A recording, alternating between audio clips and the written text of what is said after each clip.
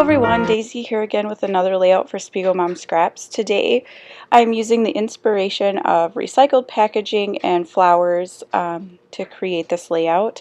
I'm starting with a white cardstock background and just using some acrylic paint and my palette knife and just kind of scraping it down the page.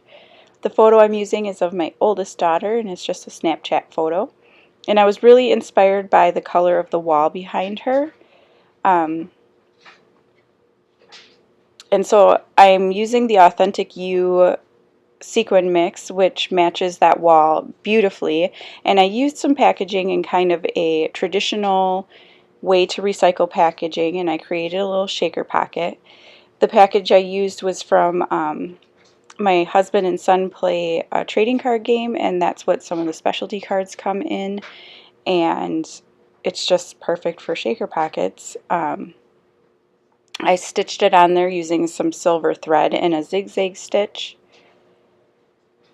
And then I'm just trying to find something to back my photo with. And I am using the Pick Me Up collection. But I do trade that out and go back to the Take Me Away collection. That little card that the shaker pocket is on is a cut apart from the 12 by 12 Take Me Away paper pack. And then it's backed with that ombre. It's not really pink. I don't know what you call that color, but it's from the Pick Me Up collection.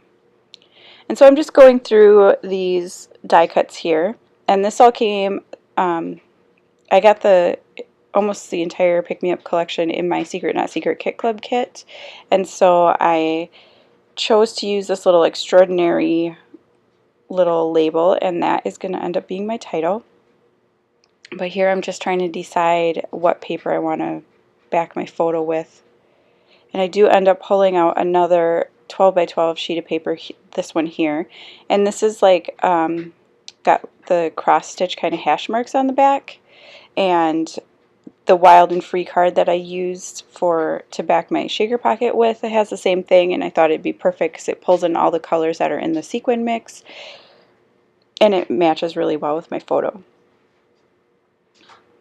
So now I have these flowers that I created using the Paige Evans cut file, and I'm going to tell you, this was a struggle because I could not decide how I wanted to place these darned flowers. Like, I loved them all, and so I thought I'd use all of them, and then I'm like, well, that's too many, and do I want them to go in a diagonal, or, you know, what do I want to do? And then I keep trying to pull this little piece of trim that I made in, and yeah, it just doesn't make it. So I go off screen and I do some stitching, and I stitch down that little, I guess, shaker pocket card, and I use some zigzag stitch and some silver thread, and then I also go around the outside edge of the paper with a straight stitch, and then I add a little zigzag here and there. And so I'm just trimming off all these little threads here, and then I also did some stitching on my photo, which is something that I do every now and then, and I absolutely love it when I do that, but then I don't remember to do that all the time. So I think it's a fun little detail if you add a little stitching on your photo. It kind of makes it seem like more integrated into the page instead of, you know, just a picture slapped on there, I guess. But anyhow, I'm going to try another configuration for the flowers. And all of the ways that I lay them out, like, I really like how they are, but it's just not quite right. So I think I actually go off camera and just sit and think about it and try it out a few different 100 different ways before I come up with what I end up doing. So I'm going to back my photo with some fun foam, and I'm going to use my hot glue gun to adhere that down, and then I use my hot glue gun to adhere down all of the flowers because it makes them stick really, really well, and I'm sure they're not going anywhere. Excuse me. Sorry if you can hear my dogs in the background. They're just barking at somebody walking by. So I'm just going to adhere my photo down, and I'm putting it at kind of an angle. I stitched down the other card there at kind of an angle because I thought it just gave it a little bit more interest not to be straight on. And then what I'm going to do is create kind of a floral wreath around my little photo cluster there.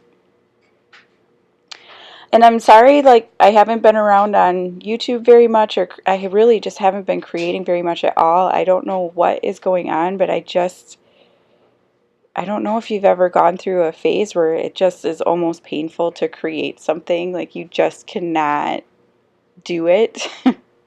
And so I have been really, really struggling. And this layout took me, if you add in the time it took me to make the flowers, it took me way longer, but it probably took me a good hour at least to figure out what I was going to do, which is long for me. So, but anyhow, I'm going to add some more sequins, and I'm just picking out the larger, like, teal sequins here, and I thought I was going to spread them around the page, but I end up just adding them down to the bottom of that little shaker pocket card. And I really love how colorful everything is and how this ends up turning out. I do end up doing a lot of journaling down at the bottom of the page, which is something that I don't do a lot of, but I thought it had this gap down there and it'd just be perfect for journaling, so I end up adding that. Excuse me. So if you don't already, you should subscribe to the YouTube channel. Jody's going to be announcing some new sequin mixes and also her new design team for the 2018 term.